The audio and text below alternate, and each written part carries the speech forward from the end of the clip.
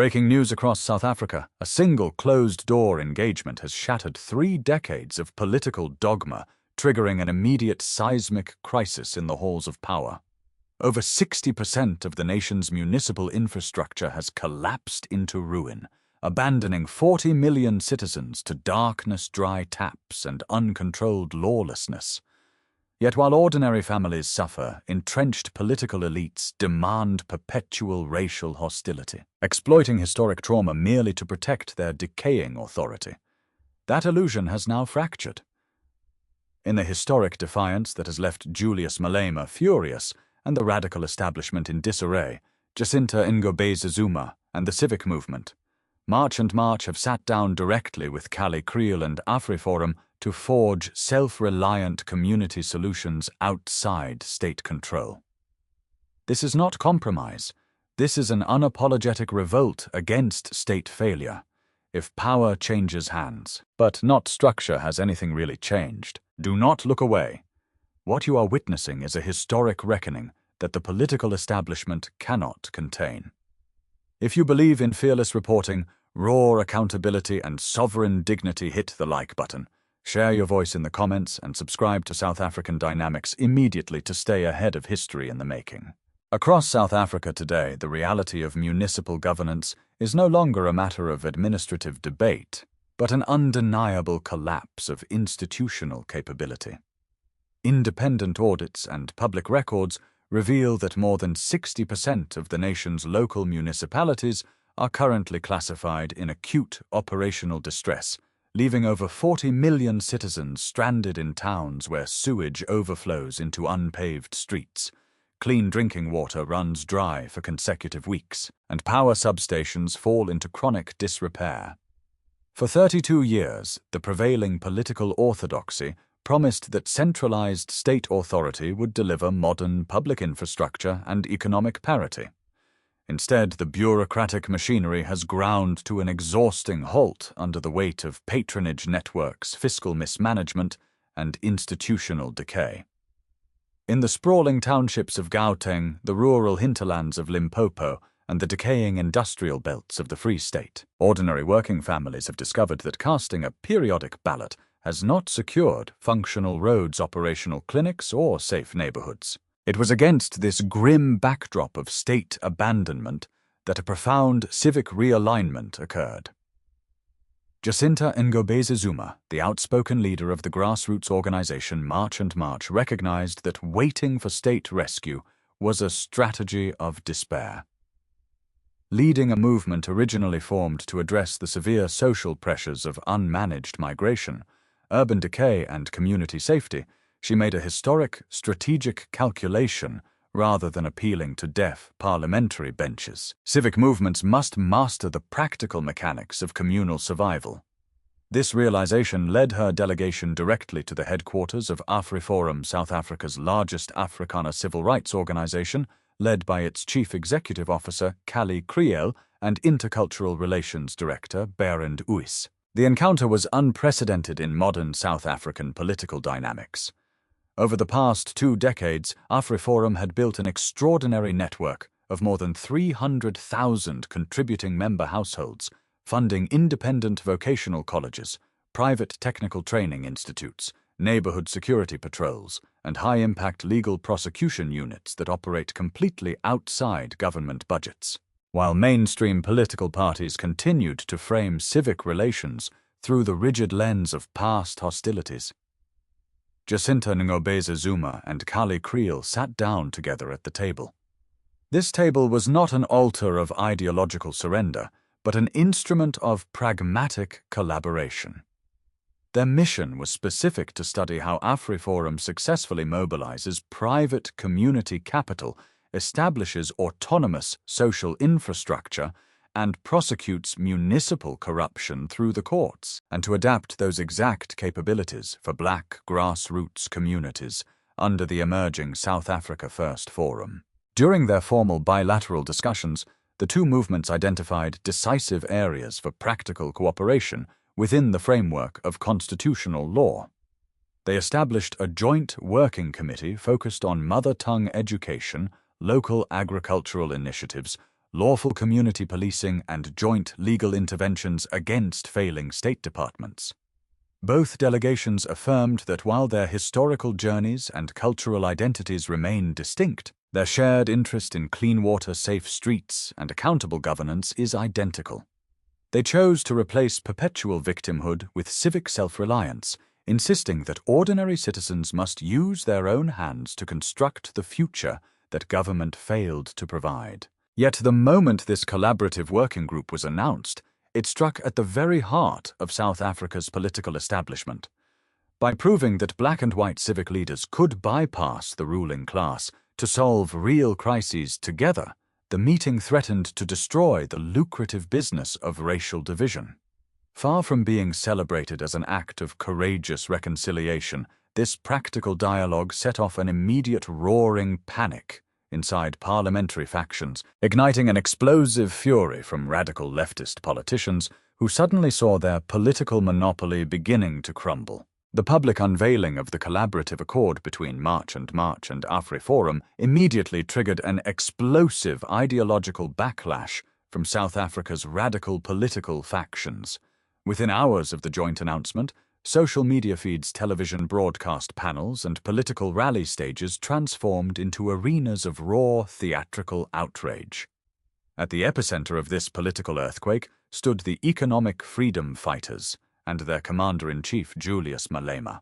For over a decade, Malema's entire political brand had been constructed upon uncompromising radical posturing, portraying any engagement across racial divides as an unforgivable betrayal of historical justice. Confronted with the sight of an influential black civic leader voluntarily entering strategic dialogue with the country's prominent Afrikaner civil rights organization, Malema's establishment reacted not with measured political disagreement, but with unvarnished escalating fury.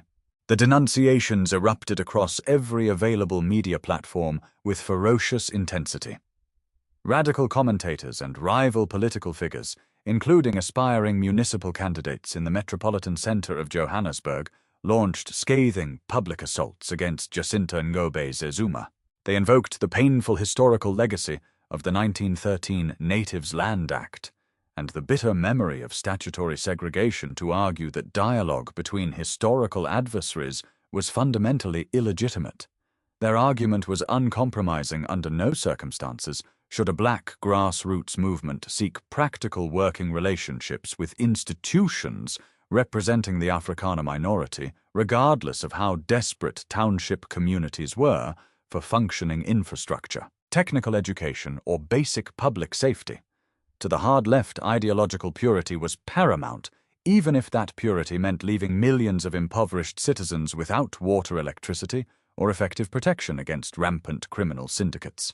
Yet, as the rhetoric grew more heated, the underlying motive behind this intense outrage became painfully obvious to political analysts and ordinary citizens alike. This was not a dispute over historical memory. It was a desperate battle for political survival and public influence.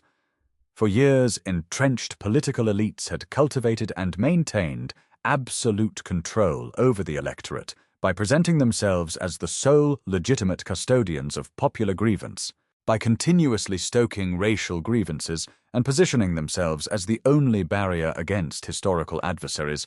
They ensured that the voting public remained dependent upon empty promises made from parliamentary podiums.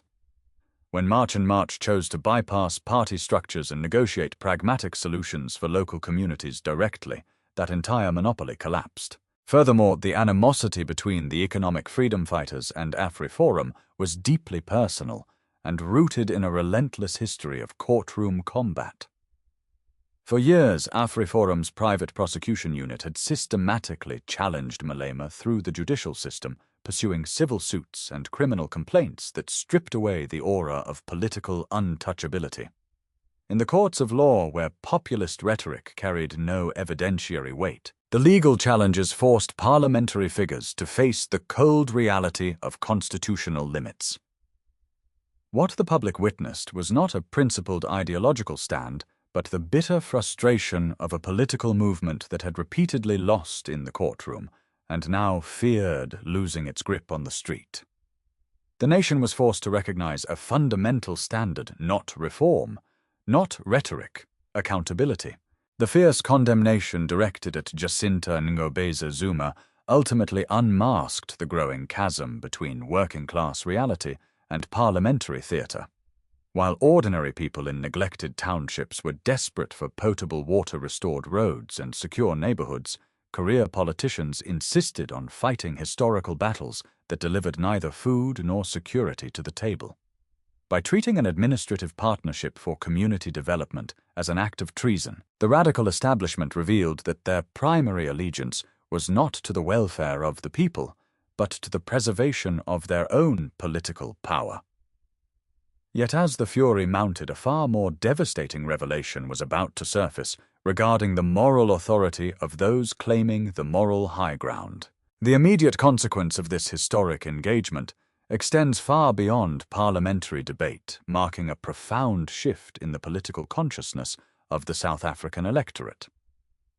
For decades, traditional political parties maintained their hegemony by controlling the flow of public information and reinforcing rigid social boundaries. However, the sudden reality of the AfriForum Jacinta Meeting shattered this carefully constructed media monopoly.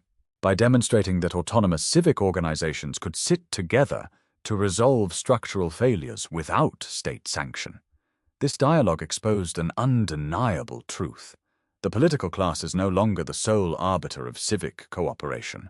In communities across the country where municipal dysfunction has long compromised human dignity, citizens began to question why their elected representatives were so vehemently opposed to practical self-determination. This civic awakening inevitably brought the deep double standards of the political establishment into sharp relief.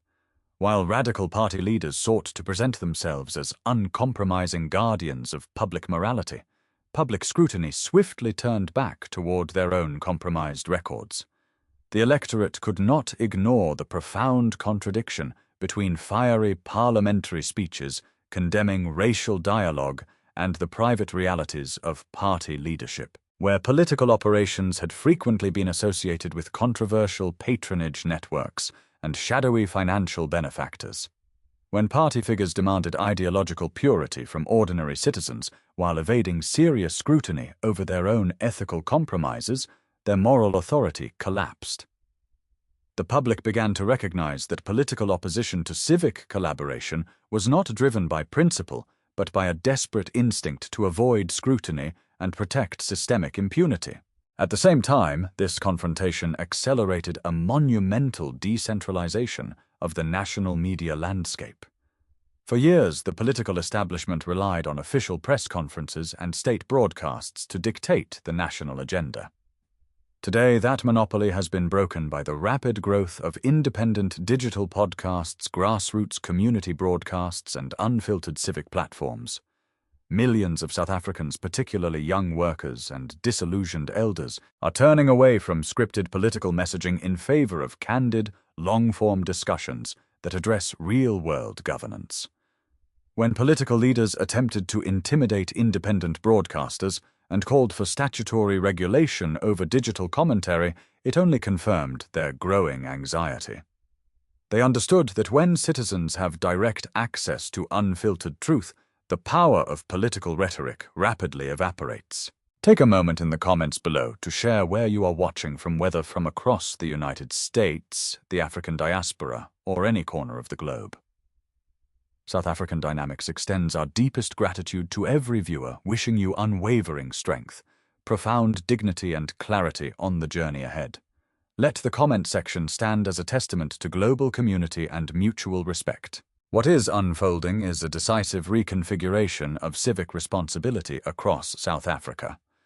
Grassroots movements are demonstrating that local communities do not need permission from political elites to restore infrastructure, organize community security, or establish independent educational institutions. By prioritizing tangible delivery over political slogans, these initiatives are restoring a sense of agency to citizens who had been treated as passive voting numbers for over 3 decades. Yet as the domestic implications of this grassroots realignment continue to reverberate through every tier of national politics, International observers and global institutions have begun taking note, raising critical questions about how foreign capitals and regional powers will respond to a nation seeking stability beyond the confines of its traditional political class. Beyond South Africa's borders, the international ramifications of this shifting civic landscape have not gone unnoticed by foreign policy institutions, diplomatic missions, and global observers across the Atlantic. For decades, international relations and Western diplomatic engagement towards Pretoria, particularly within policy corridors in Washington, London, and European capitals, operated under the conventional assumption that regional stability was inextricably tied to the undisputed dominance of established parliamentary parties. However, as independent civic partnerships begin to replace dysfunctional municipal authorities, international analysts are being forced to fundamentally reassess their geopolitical models. Observers within the African Union and international development organizations are increasingly recognizing that institutional resilience on the African continent is no longer guaranteed by state apparatuses alone, but by the practical capacity of local communities to organize, secure, and sustain themselves. For the broader African diaspora and seasoned international observers of emerging democracies, this historic transition carries profound significance. Across mature constitutional republics, sustainable progress has never been achieved through centralized bureaucratic edicts alone. It has always depended on the decentralization of civic power and the active participation of self-reliant local institutions. While domestic audiences witnessed Julius Malema furious over this civic alignment, international political analysts viewed the reaction through a markedly different analytical lens as the predictable distress of populist politicians confronting the structural limits of state-centric patronage. Foreign policy specialists understand that when ordinary citizens take direct ownership of their economic development, technical education, and public order, the currency of political radicalism rapidly depreciates. The international community increasingly views these autonomous grassroots initiatives not as racial threats, but as vital mechanisms for preserving democratic integrity against the threat of state failure. Moreover, international financial institutions and direct investors are closely monitoring the emergence of these community-led governance models. In an era where sovereign administrative paralysis threatens emerging economies, the ability of private citizens and civic bodies to maintain local stability provides a critical buffer against total infrastructure collapse. By stepping out from the shadow of perpetual bureaucratic decay, these independent coalitions are demonstrating that national renewal is forged through local accountability rather than parliamentary grandstanding. Global stakeholders are beginning to understand that South Africa's true democratic strength lies not within the legislative chambers of Cape Town or Pretoria, but in the resilient determination of its diverse peoples to restore human dignity through practical self-reliance. Yet as international attention shifts toward this unprecedented civic realignment, the defining domestic question becomes impossible to ignore. Can this fragile bridge between historically separated communities truly endure the immense political storm gathering on the immediate horizon? As South Africa confronts an uncertain horizon, the path forward will not be determined by the volume of parliamentary rhetoric or the preservation of rigid partisan orthodoxy. The emergence of autonomous civic partnerships represents the beginning of a profound structural transition, a permanent migration away from state dependency toward decentralized community resilience. Across towns and provinces where institutional decay was once accepted as an inescapable fate, working citizens are actively redefining the boundaries of civic duty. The strategic decision by diverse communities to coordinate on water security, local economic infrastructure, and vocational education proves that practical delivery will always outweigh ideological conformity. When ordinary people choose to build rather than complain, the historic divide between unity and fragmentation ceases to be an abstract theoretical debate and becomes an active daily choice for survival. This evolving reality challenges every conventional political narrative that has governed the nation for over 3 decades. For generations, political machines maintained control by convincing communities that their neighbors across racial lines were permanent existential adversaries. Today, that illusion is dissolving in the face of shared adversity. The struggles facing a black family in an unserviced township, chronic unemployment, failing public schools, and rampant crime mirror the exact structural crises confronting working-class minority neighborhoods. By choosing mutual recognition over mutual destruction, grassroots movements are forging a new compact rooted in unyielding human dignity. They are establishing a foundational principle for national renewal. Not silence, not noise, truth, noise. Before we reach our conclusion, consider this. What you are witnessing is not a mere news cycle, but a profound transformation of civic agency. If you value deep political investigation that dares to look past surface narratives, subscribe to South African Dynamics today. Join our growing community to stay informed, engaged, and ready for the pivotal geopolitical stories unfolding across the African continent. The ultimate test for South Africa's emerging civic movement lies in its endurance against systemic political hostility. As entrenched elites realize that their traditional levers of racial division are losing their historical potency, the pressure to silence independent voices will undoubtedly intensify. Yet once a people discover that their collective future can be built with their own hands, no political decree can force them back into passivity. This quiet revolution of responsibility marks the true dawn of sovereign civic power, and that brings us to the ultimate reckoning that every citizen and international observer must now confront. South Africa stands at a profound historical crossroads where old political doctrines can no longer conceal the urgent demand for civic renewal.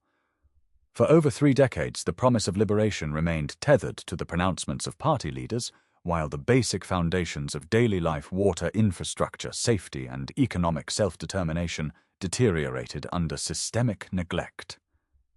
Today, the courageous initiative represented by the AfriForum Jacinta Meeting offers an alternative vision for the Republic, a future built not upon state dependency or perpetual racial grievance, but upon grassroots self-reliance and reciprocal civic responsibility. When ordinary citizens choose to cooperate across historical divides to restore their schools, secure their neighborhoods, and defend the rule of law, they reclaim their sovereign authority from a political class that has long profited from national division. The intense political backlash that left Julius Malema furious ultimately exposed the vulnerability of populist rhetoric when confronted with tangible community action. Political factions may continue to demand ideological conformity, but they cannot arrest the momentum of citizens who have resolved to build their own communities.